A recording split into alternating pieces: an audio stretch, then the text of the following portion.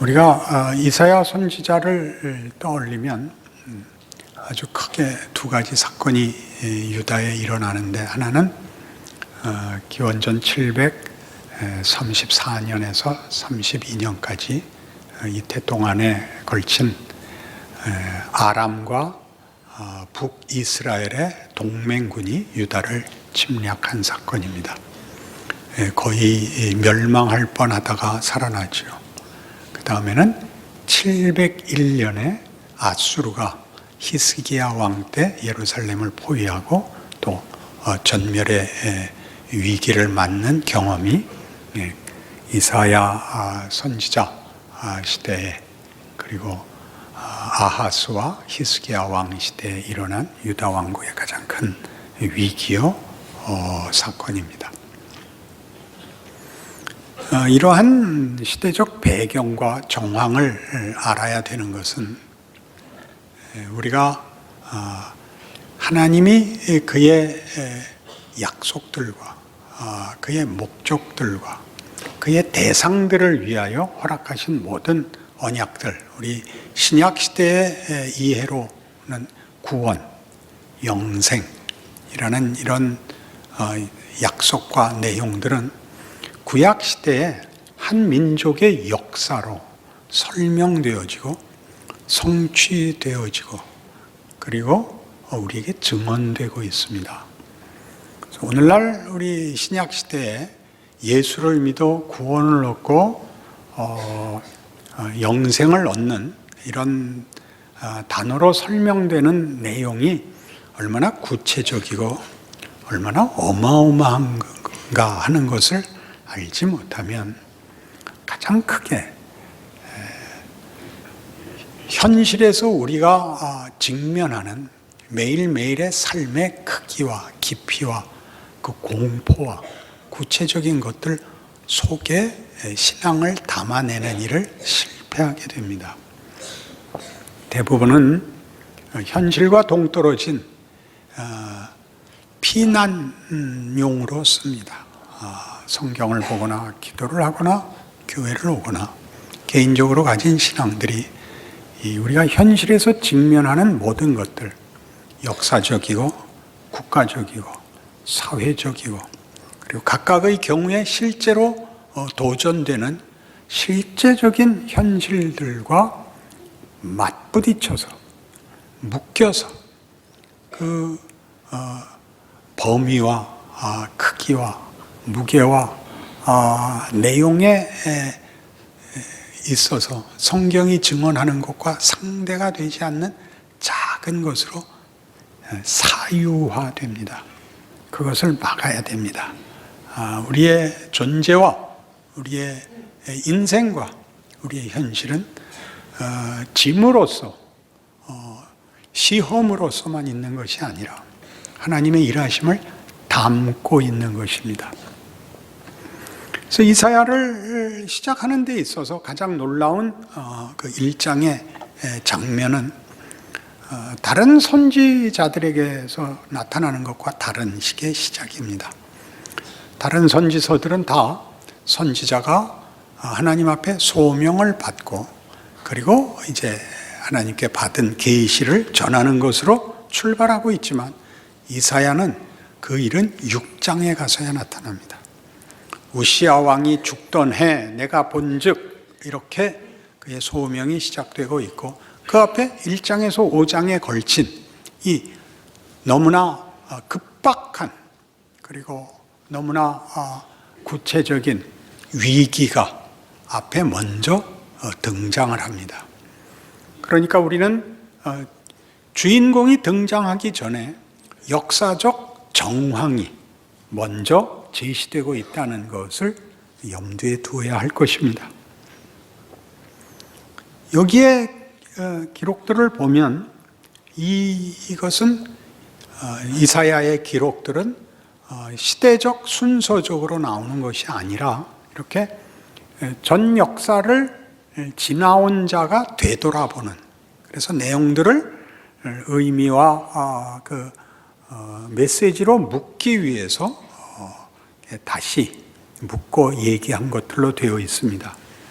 그래서 우리 이사야 1장에 나오는 7절에 너희의 땅은 황폐하였고 너희의 성읍들은 불에 탔고 너희의 토지는 너희 목전에서 이방인에게 삼켜졌으며 이방인에게 파괴됨 같이 황폐하였고 딸 지어놓은 포도원의 망대같이 참외밭의 원두막같이 에워싸인 성읍같이 겨우 남았도다 라는 것은 아까 얘기한 그 두 가지 사건에서 일어났던 일입니다. 아람과 에브라임의 동맹군이 쳐들어와 예루살렘을 포위했을 때 일어났었던 황폐, 그 다음에 또 하나는 701년에 일어났던 아수르의 공격 앞에 고립무원이 됐던, 그래서 황폐화됐던 예루살렘의 포위 경험이 여기에 이미 1장에 제시되고 있습니다. 그리고 7장에 가야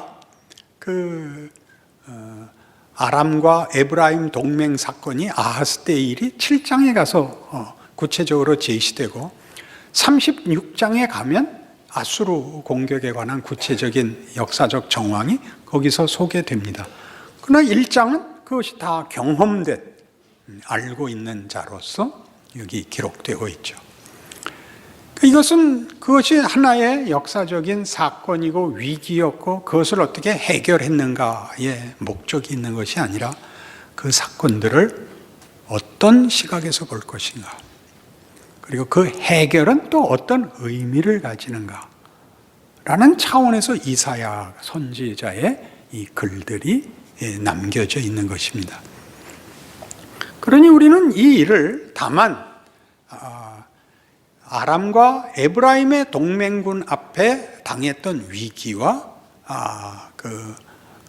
해결 혹은 극복, 또는 아수르의 공격의 위기와 어려움, 그리고 그 극복, 이런 문제와 해결의 방식으로 역사를 읽을 것이 아니라 지금 오늘 1장에서도 당장 나오는 것 같이 하늘이여 들으라, 땅이여 귀를 기울이라, 여호와께서 말씀하시를 내가 자식을 양육하였거늘 그들이 나를 거역하였도다 라는 역사가 일어난 것으로 원인과 결과를 꽤 맞추는 식의 이해가 아니라 이런 주인이 있고 의지가 있고 감정이 있고 분노가 있고 소원이 있고 하는 더 큰 주체가 있다는 사실 속에서 역사를, 특별히 이스라엘 역사를 읽기를 요구한다는 것을 알아야 됩니다. 그리고 이스라엘 역사는 다 이제 신약 시대에 이르러 모든 교회와 모든 신앙인들의 역사적 유산이 됩니다. 그것은 일어났던 일이고 반복적으로 아직도 일어나고 있습니다. 그 위기, 하나님의 이 약속, 교훈, 그리고 하나님의 기쁘신 뜻, 우리의 선택, 이런 것들은 반복적으로 다시 모든 역사의 인생에게 주어지고 있죠. 우린 간략하게 이스라엘 역사를 훑어볼 필요가 있습니다. 우리는 사사기의 마지막은 이것이었죠. 그때는 왕이 없어서 사람들이 각각 자기 소견에 옳은 대로 행하였더라, 이렇게 끝났습니다. 왕정이 되면 좀 나았을까? 이런 의문을 남기죠. 그리고 왕정에 관하여 기록한 것이 열왕기와 역대기입니다. 그 모든 것이 실패합니다. 우리는 이미 신약시대 성도들은 당연히 이스라엘이 멸망했다는 사실을 알고 있습니다. 북왕조 이스라엘은 722년, 기원전 722년에, 남왕조 유다는 기원전 586년에 망합니다. 이스라엘은 아수르에게, 남왕조 유다는 바벨론에게 망합니다. 그리고 아수르는 바벨론에 망하고 바벨론은 페르시아에 망하고 페르시아는 그리스에 망하고 그리스는 로마에 망합니다. 그 역사를 알고 있습니다. 그 속에 지나가 버린 역사가 가지는 의미, 그것이 다만 하나의 사건, 지나간 결과가 아니라 하나님이 거기서 무슨 말씀, 거기서 무슨 뜻을 우리에게 알리려고 한다는 사실에서 우리는 이사야를 조심스럽게 읽을 수밖에 없습니다. 왕정으로 들어오면서 우리가 사사기의 말미에 얘기한 것처럼 왕은 하나님의 뜻을 시행하는 매개자의 지위를 가지는 것이었다를 다시 한번 기억하셔야 됩니다. 왕은 권력을 가지는 것이 아니라 책임의 자리였고, 그 책임은 제사장과 마찬가지로 하나님의 뜻을 수행하는 자로서 그 지위를, 그 권력을 책임으로 갖고 있어야 됐던 자입니다. 그러나 이 일은 매번 실패합니다. 첫 번째 왕은 사울이었고, 두 번째 왕은 다윗이었고, 세 번째 왕은 솔로몬입니다. 그리고 솔로몬 이후에 나라는 둘로 나뉩니다. 솔로몬의 통치 기간에 행해진 성전과 왕궁의 건축으로 인하여 백성들은 매우 고단해야 합니다. 그리고 솔로몬이 죽고 그 아들 르호보암이 왕이 되자 북왕국을 이룬 10지파의 대표자로 여로보암이 나서서 정치를 좀 더 국민에게 편하게 해주기를 원합니다.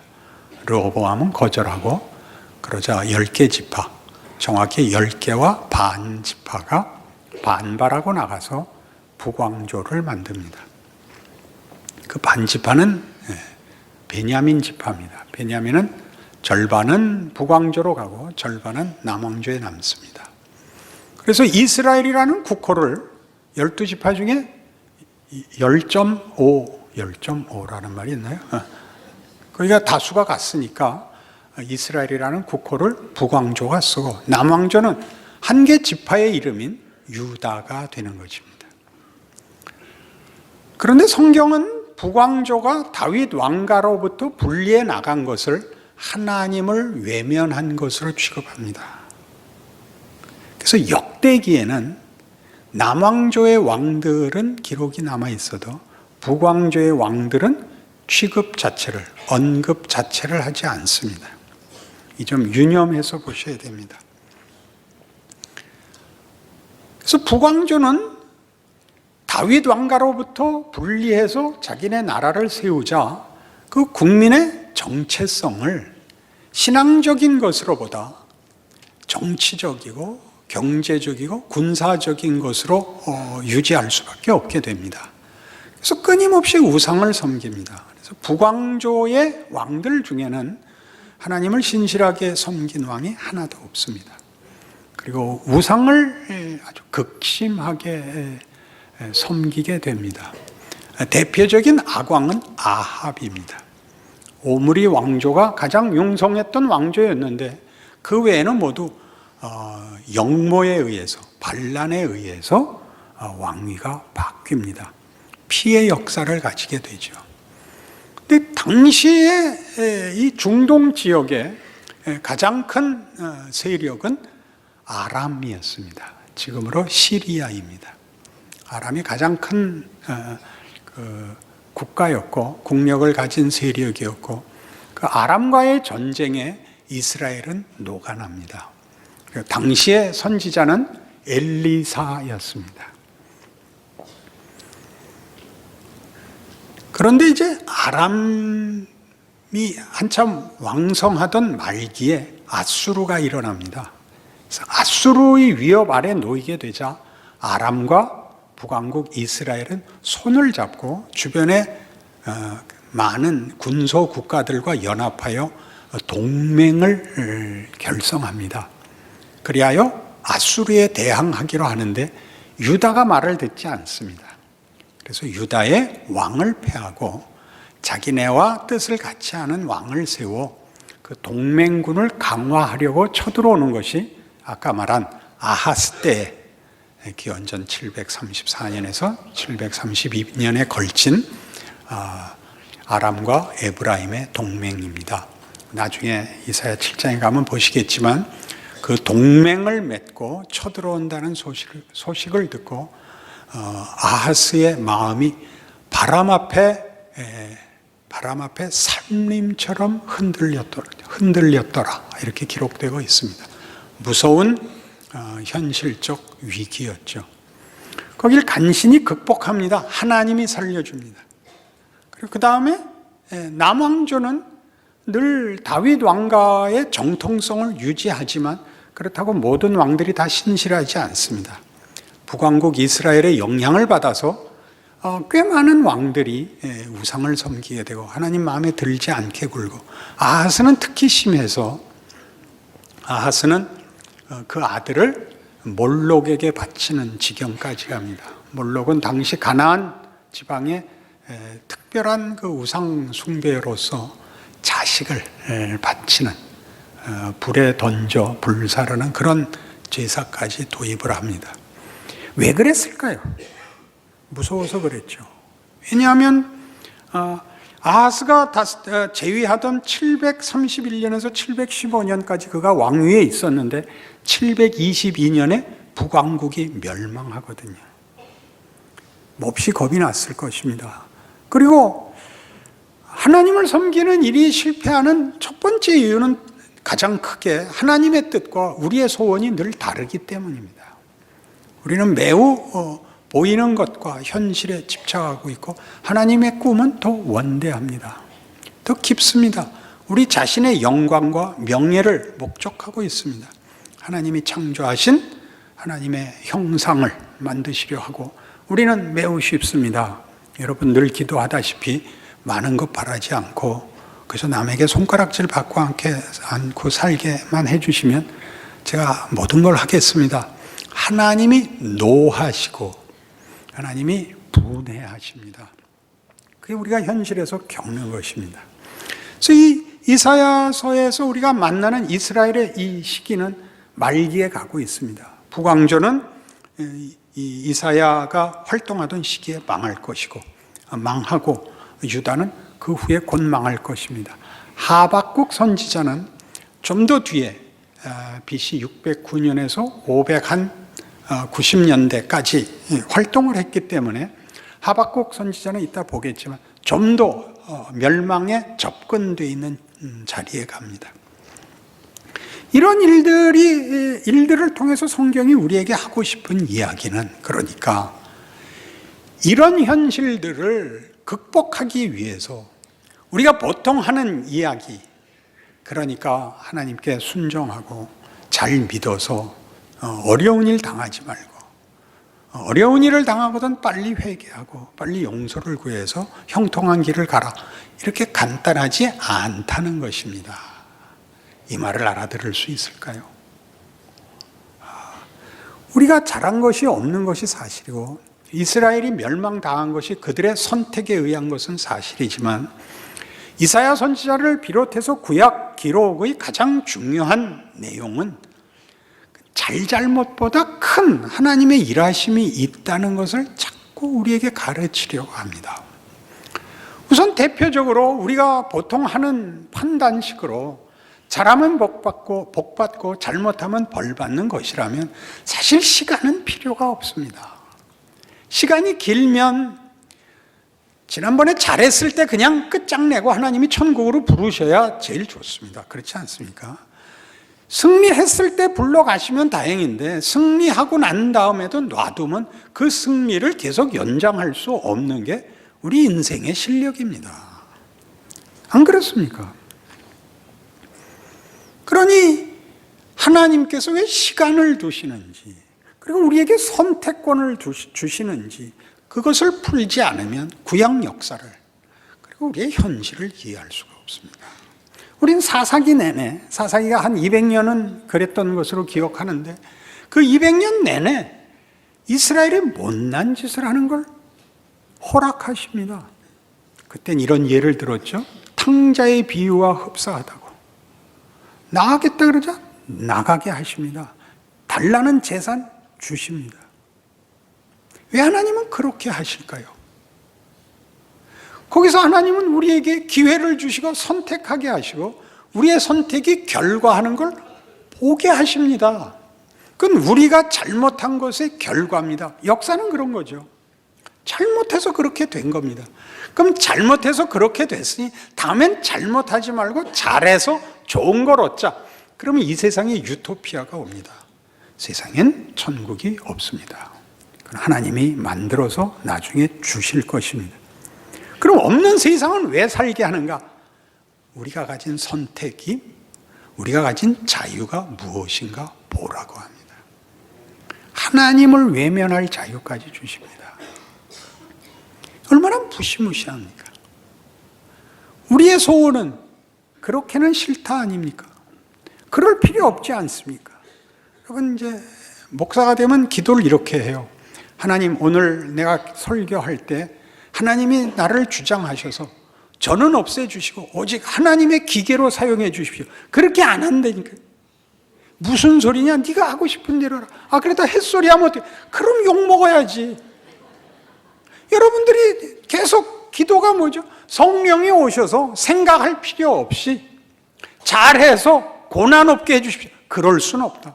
고난은 당해야 된다. 왜? 네가 선택해라. 네가 결정해라. 그래서 거기서 커라. 그게 역사입니다. 인생입니다. 하나님이 우리에게 주신 고유한 권리고 책임입니다. 그렇게 따지면 무슨 일이 생기는가? 잘못한 것으로 일어나는 재앙이 끝이 아니라는 이야기를 찾아낼 수 있습니다. 사사기가 있고 열왕기가 있고 선지서가 있고 망한 이스라엘 어디까지 망했죠? 다 흩어졌던 지난 2000년이 있습니다. 지금은 돌아와 자기 나라를 회복하고 지금 또 이상하게 굴죠. 그 모든 것까지 하나님이 우리에게 준 기회요. 그것으로 끝내지 않는 운명으로 개입하시고 간섭하시고 일하십니다. 그 둘이 어떻게 묶이는지를 알지 못하면 우린 예수를 믿는다는 말이 무슨 말인지 현실적으로 전혀 이해할 수가 없게 됩니다. 그건 도망와서 하는 기도에서만 나타나게 됩니다. 하박국서 1장 2절 여호와여 내가 부르짖어도 주께서 듣지 아니하시니 어느 때까지리까 내가 강포로 말미암아 외쳐도 주께서 구원하지 아니하시나이다. 어찌하여 내게 죄악을 보게 하시며 폐옥을 눈으로 보게 하시나이까.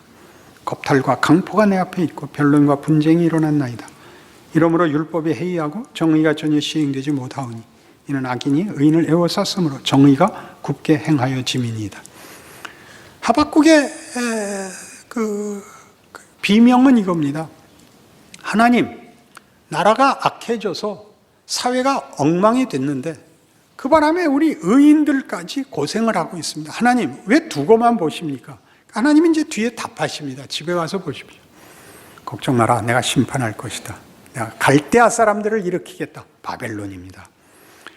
하박국은 BC 609년에서 597년까지, 그러니까 당시는 바벨론이라는 나라가 그렇게 강성해질 줄 몰랐을 때 이제 약속이 되는 거죠.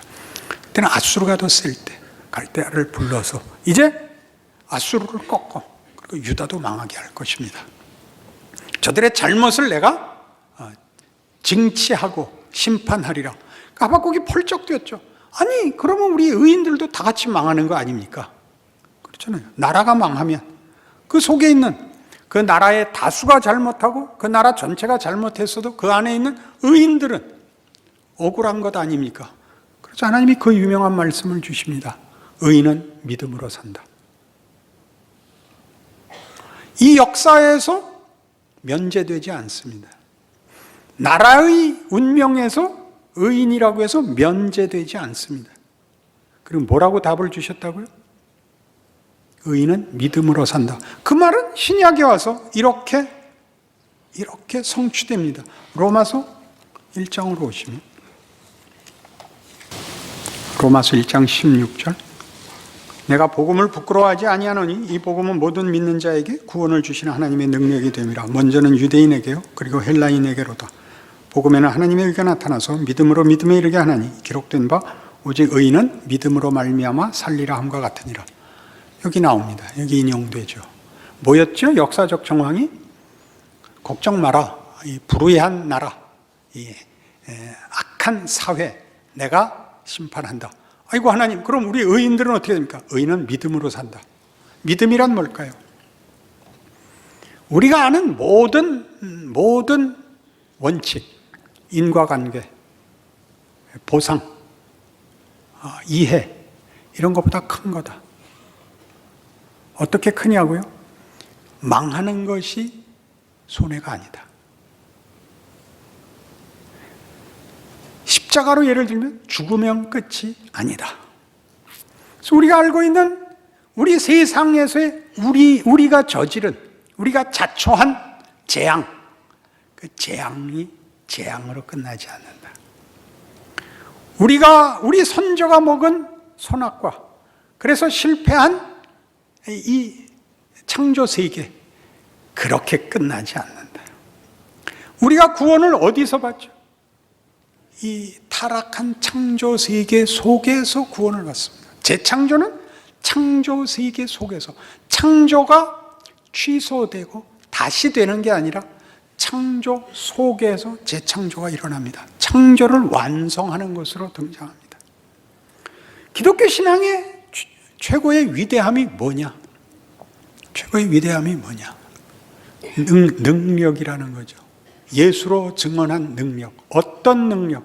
여기에선 아무것도 남는 것이 없고, 이것으로는 아무것도 유익을 볼 것이 없는 그것을 뒤집어 우리와 하나님의 뜻에 맞게 넉넉하게 쓰실 수 있다고 합니다.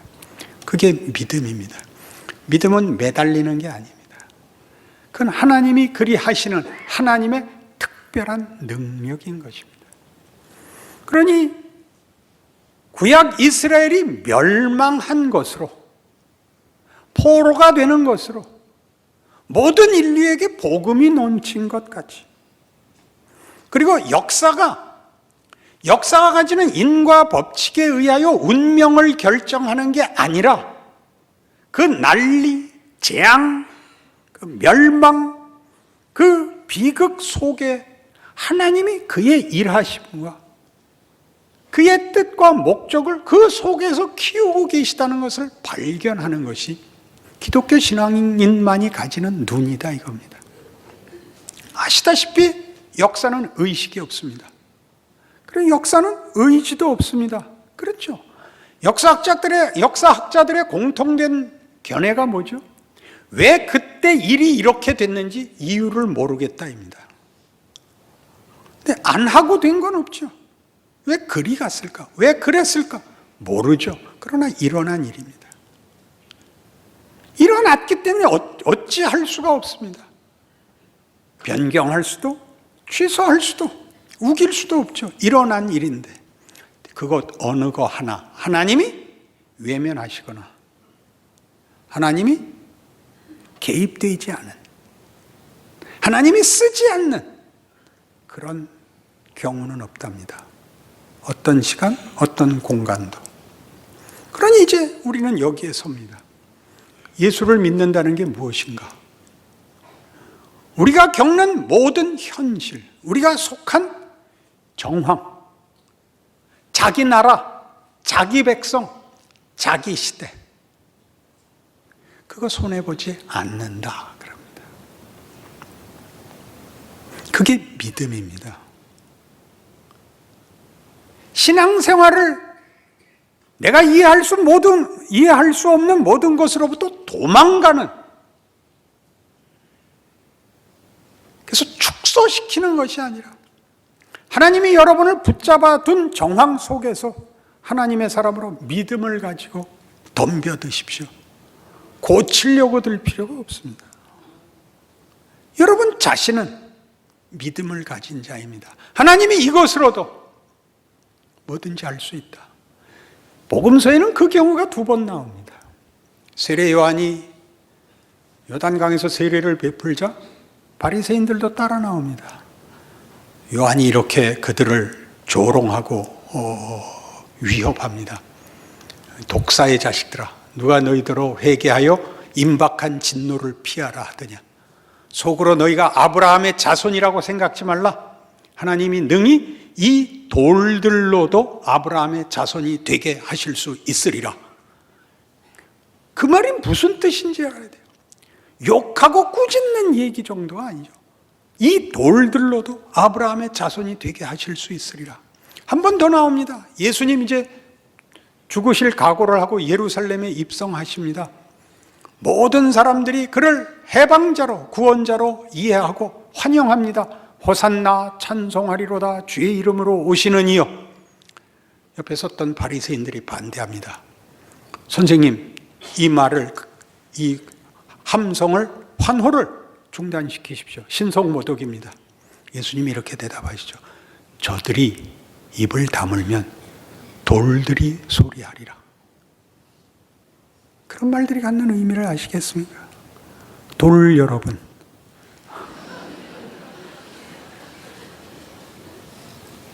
돌 같은 인생 아무것도 아니라고요? 그렇지 않습니다.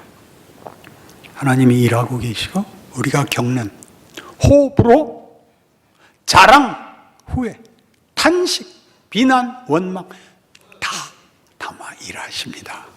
하나님은 자비로우시며 은혜로우시며 노하기를 더디하시며 그의 약속을 지키시며 우리를 구원하여 그의 영광이 되게 하실 우리의 아버지, 우리의 하나님이십니다. 그러니 여러분의 인생을, 경우를 당당하게 받아내십시오. 신자가 되십시오. 기도하십시다. 하나님 아버지 은혜를 감사합니다. 우리에게 일어나는 일, 우리가 어찌할 수 없는 역사, 사회, 국가, 시대, 그 모든 것이 그냥 있는 것이 아닙니다. 하나님 그 속에서 일하십니다. 믿음을 가지고 우리 인생을 살고 우리가 속한 사회, 민족, 국가 속에서 하나님의 사람만이 가질 수 있는 증언, 존재, 명예, 충성, 자랑 되게 하옵소서. 예수님 이름으로 기도합니다.